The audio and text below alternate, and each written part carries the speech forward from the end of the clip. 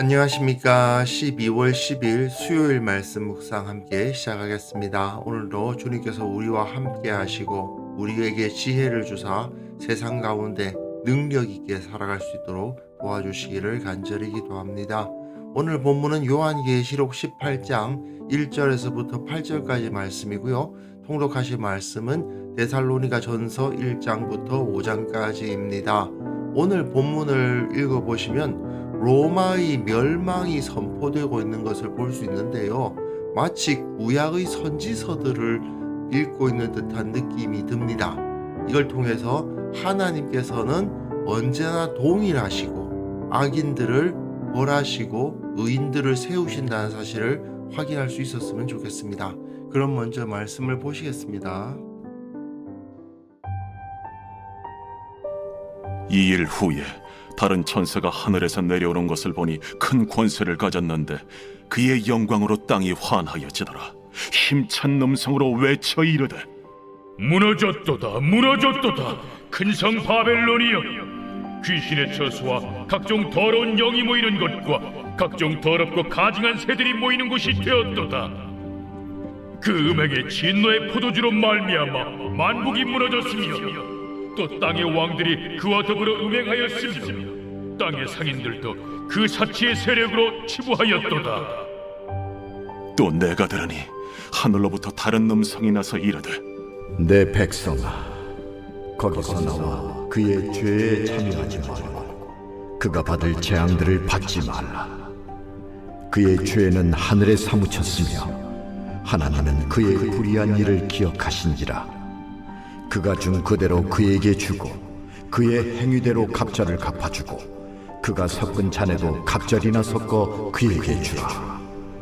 그가 얼마나 자기를 영화롭게 하였으며 사치하였든지 그만큼 고통과 애통함으로 갚아주라.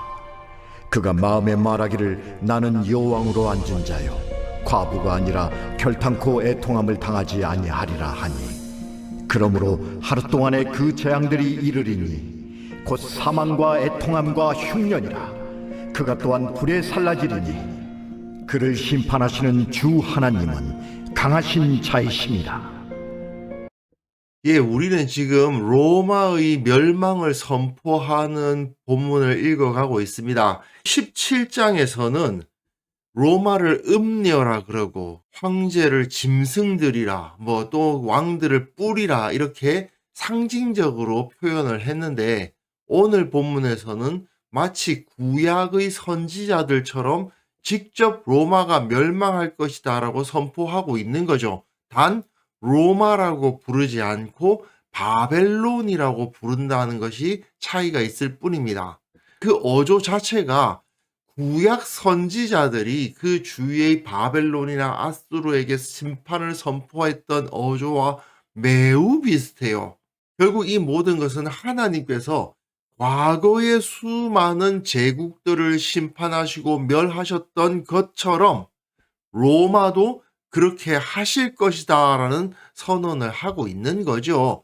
이 일 후에 다른 천사가 하늘에서 내려오는 것을 보니 큰 권세를 가졌는데 그의 영광으로 땅이 환하여졌다고 되어 있습니다. 이 다른 천사가 큰 권세, 그리고 가장 중요한 표현은 이 영광이라는 표현입니다. 왜냐하면 영광이라는 표현을 하나님 이외의 대상에게 잘 사용하지 않아요. 주로 하나님의 임재를 가리킬 때 이 영광이라는 단어를 쓰는데, 요한계시록에서는 여기 이곳에만 천사가 영광을 가졌다라고 쓰고 있어요. 이 천사의 정체가 무엇인지 분명하게 기록되어 있지는 않습니다만은 큰 권세와 영광이다. 그렇다면 이 천사는 예수님의 권세를 보여주는 것이 아닌가? 이 천사가 예수님이라고 말하기보다 예수님의 권세를 상징적으로 보여주기 위해서 나타난 것이 아닌가, 그렇게 생각이 됩니다. 이런 절대적인 권위를 가지고 있어서 땅이 환하여질 정도의 큰 영광을 가지고 있었다는 거죠. 이 천사가 힘찬 음성으로 외쳐 이르되 무너졌도다 무너졌도다 큰 성 바벨론이여 귀신의 처소와 각종 더러운 영이 모이는 곳과 각종 더럽고 가증한 새들이 모이는 곳이 되었도다 라고 선포합니다. 그런데 이 표현이 이사야서 21장에서도 함락되었도다 함락되었도다 바벨론이여 이렇게 기록하고 있는 부분이 있거든요. 이걸 읽어보면 그 자체로 이사야 선지자가 했던 말을 그대로 따라하는 건가? 그대로 따라하는 건 분명히 아닙니다. 하지만 이사야 선지자의 표현이 금방 떠올라요. 이사야서 13장에도 오직 들짐승들이 거기에 엎드리고 부르짖는 짐승이 그들의 가옥에 가득했다 이런 표현들이 나와 있는데 귀신의 처소와 각종 더러운 영이 모인다. 여기는 들짐승들이 모인다고 되어 있는데 여기는 귀신과 더러운 영이 모인다라고 표현하고 있어요. 그러니까 구약의 선지자들이 대제국들을 향해서 심판의 메시지를 선포하는 것과 같이 하나님의 권세를 가진 이 천사가 어쩌면 예수님이라고 할 수도 있는 이 존재가 저 모든 것은 다 무너진다. 결국은 파괴된다라고 선포하고 있더라는 겁니다. 그 음행의 진노의 포도주로 말미암아 만국이 무너졌으며 또 땅의 왕들이 그와 더불어 음행하였으며 땅의 상인들도 그 사치의 세력으로 치부하였도다. 이것이 그 죄악이라는 거죠. 음행의 진노의 포도주, 사실은 음란한 문화를 포함하는 겁니다만은 우상숭배를 말하는 거죠. 기본적으로. 그리고 이 당시의 우상숭배는 그 자체로 음란한 행위를 포함합니다. 그래서 하나님께서는 더욱더 우상숭배를 싫어하시는 거죠. 어쨌든 이 큰 권세를 가진 천사는 로마를 바벨론이라고 이름하면서 과거에 예루살렘 성전을 파괴했고 유다 백성들을 포로로 끌고 갔던 그 바벨론이 결국은 하나님의 권능에 의해서 멸망당했던 것과 같은 역사가 재현될 것이다. 그 당시 사람들은 바벨론이 망할 거라고 누가 생각했겠느냐? 하지만 그 바벨론도 망했다. 애굽에 10가지 재앙이 쏟아지는 것을 누구도 상상하지 못했듯이 또한 바벨론이 그렇게 허망하게 무너져 버릴 것을 누구도 상상하지 못했듯이 하나님께서는 그 큰 제국들을 순식간에 무너뜨리신다는 것을 선포하고 있는 겁니다. 그 뒤에 보시면 또 내가 들으니 하늘로부터 다른 음성이 나서 이르되 내 백성아 거기서 나와 그의 죄에 참여하지 말고 그가 받을 재앙들을 받지 말라. 그의 죄는 하늘에 사무쳤으며 하나님은 그의 불의한 일을 기억하신지라 되어 있는데 이거는 예레미야의 말씀과 상당히 비슷해요. 바벨론 가운데서 도망하여 나와서 악기 생명을 구원하고 그의 죄악으로 말미암아 끊어짐을 보지 말지어다 되어 있는데 여기서도 마찬가지지 아닙니까? 거기서 도망하여 나와라. 그의 죄에 참여하지 말아라. 죄악으로 말미암아 끊어짐을 보지 말아라. 그 재앙을 피하라. 이런 표현들이 나와 있죠. 결국은 이 모든 것이 이사야와 예레미야, 대표적인 구약의 선지자들의 어조를 반영함으로써 바벨론이라고 비유된 로마가 결국은 망한다고 선포하는 겁니다. 그가 준 그대로 그에게 주고 그의 행위대로 갑절을 갚아주고 그가 섞은 잔에도 갑절이나 섞어 그에게 주라 되어 있죠. 갑절이라는 이 표현은 율법에서 죄인이 도둑질을 했거나 했을 때 갑절로 갚도록 만들죠. 그 죗값을 그대로 치르게 하겠다고 말씀하시는 겁니다. 그 로마가 어떤 죄를 저질렀느냐? 그가 얼마나 자기를 영화롭게 하였으며 사치하였던지 그만큼 고통과 애통함으로 갚아주라. 하나님 앞에 교만하면서 자기를 영화롭게 하고 사치하기 위해서 수많은 나라들을 수탈한 제국이 바로 로마였죠. 하나님께서는 그 모든 죄를 다 갚으신다는 겁니다. 그리고 로마가 어떤 태도를 갖고 있는가를 보여주는데요. 그가 마음에 말하기를 나는 여왕으로 앉은 자요 과부가 아니라 결단코 애통함을 당하지 아니하리라 하니 로마는 자기가 망할 거라고는 전혀 생각하지 않는 거죠. 나는 여왕이야. 저 비참한 과부가 아니야. 그러므로 나는 애통할 일이 없어. 나는 고통당할 일이 없어. 그렇게 말하고 있다는 거죠. 하지만 하나님은 그러므로 하루 동안에 그 재앙들이 이를 것이다. 하루 동안에 갑자기 예레미야 51장에 보시면 바벨론이 갑자기 넘어져 파멸된다는 말이 기록되어 있습니다. 하나님께서 과거의 제국들을 한순간에 무너뜨려 버리셨던 것처럼 로마도 그렇게 될 것이다. 곧 사망과 애통함과 흉년이라 그가 또한 불에 살라지리니 그를 심판하시는 주 하나님은 강하신 자이심이라.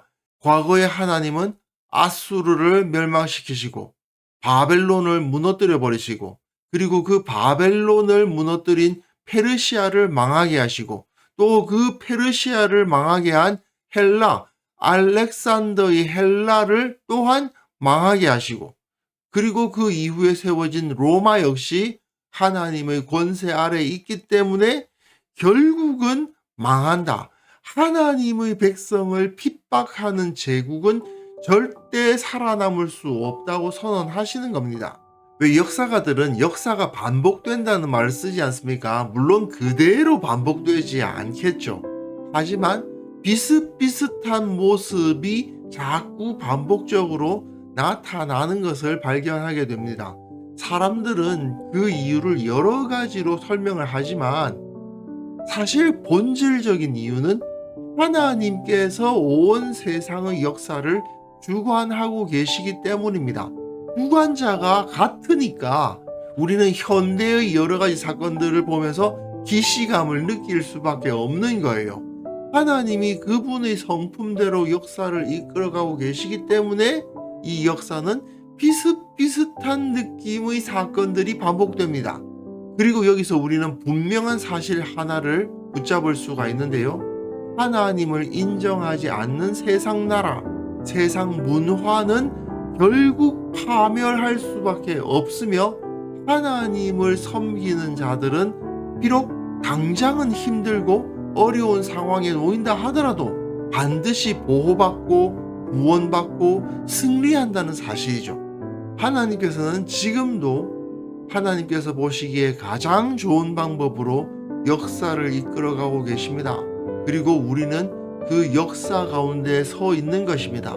그렇기 때문에 비록 내 앞에 여러 어려운 일들이 놓인다 하더라도 이 모든 어려운 일들을 내가 극복함으로 말미암아 하나님께서 최종 승리를 나에게 주실 것이다. 내가 끝까지 믿음을 지키면 하나님께서 그것을 인정해 주시고 상 주실 것이다. 이 사실을 확신할 수 있어야 되겠습니다. 그래서 이 시간 함께 기도하실 때는요, 세상의 힘과 화려함에 속는 자 되지 않도록 도와주시고 그 본질을 바라보는 지혜를 허락하여 주옵소서. 우리 교회 모든 성도들이 세상에서 담대하게 하나님만을 섬기고 세상을 대적할 수 있도록 도와주옵소서. 함께 기도하는 시간 가졌으면 합니다.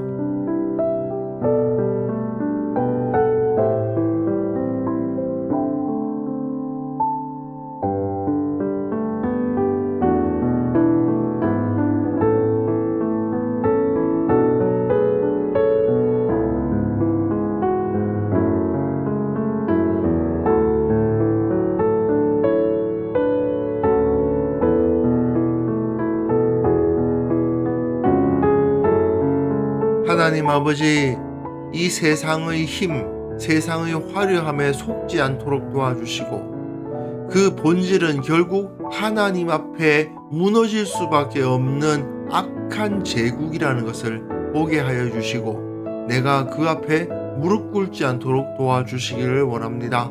우리 교회 모든 성도들 하나님만을 섬기게 하시고 그 영적 전투를 담대히 감당할 수 있도록 도와주옵소서. 승리를 경험하게 하시고 주님께서 나와 함께 하시고 우리를 지키신다는 것을 확신하는 우리 모두가 되게 하여 주옵소서. 한국 교회를 위해서 기도합니다. 세상을 부러워하거나 세상 방식을 사용하는 그런 어리석은 모습들 다 제거해 주시고 오직 예수 그리스도 우리 주님의 뒤를 따르는 살아있는 공동체, 거룩한 공동체로 설 수 있도록 도와주옵소서. 아버지 하나님, 오늘 하루 살아가는 그 모든 삶 가운데에서도 주님의 은혜를 체험하기를 원합니다. 주님께서 이해하시고 주님께서 지켜주시고 주님께서 결국 우리와 함께 하시며 구원하신다는 것을 확신하고 체험하고 그것을 통해서 기쁨과 안식을 누리는 하루가 되게 하여 주옵소서. 감사드리옵고 예수님의 이름으로 기도합니다. 아멘.